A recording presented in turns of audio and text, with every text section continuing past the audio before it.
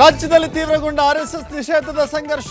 ಹಂತ ಹಂತವಾಗಿ ಆರ್ಎಸ್ಎಸ್ ಬಲ ಕುಗ್ಗಿಸಲು ಸರ್ಕಾರದ ಪ್ಲಾನ್. ಇತ್ತ ಕಾಂಗ್ರೆಸ್ ಬಿಜೆಪಿ ನಡುವೆ ಮುಂದುವರೆದ ಟಾಕ್ ವಾರ್. ಶಾಸಕರಿಗಿಂತ ಹೈಕಮಾಂಡ್ ತೀರ್ಮಾನವೇ ಮುಖ್ಯ.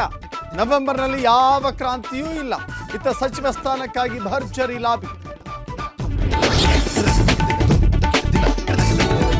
ರಸ್ತೆ ಗುಂಡಿಗಳ ಬಗ್ಗೆ ಉದ್ಯಮಿಗಳಿಂದ ಟ್ವೀಟ್. ಗುಂಡಿ ಮುಚ್ಚಲು ಸಮಯ ಬೇಕಾಗುತ್ತೆ ಅಂದ್ರು ಎಂಬಿಪಿ.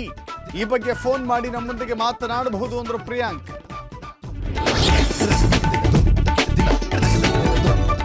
ಬೆಳಗಾವಿಯಲ್ಲಿ ಮುಂದುವರಿದ ಡಿಸಿಸಿ ಬ್ಯಾಂಕ್ ಫೈಟ್. ರೆಸಾರ್ಟ್ ರಾಜಕಾರಣ ಪ್ರಾರಂಭಿಸಿದ ಅಣ್ಣಾ ಸಾಹೇಬ್. ಅಡ್ಡ ಮತದಾನ ತಪ್ಪಿಸಲು ಹೈಜಾಕ್ ಪೊಲಿಟಿಕ್ಸ್.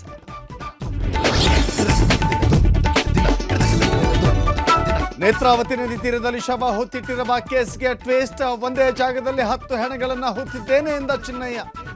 ಶಿವಮೊಗ್ಗ ಜೈಲಿನಲ್ಲೇ ವಿಚಾರಣೆ ನಡೆಸುವ ಸಾಧ್ಯತೆ.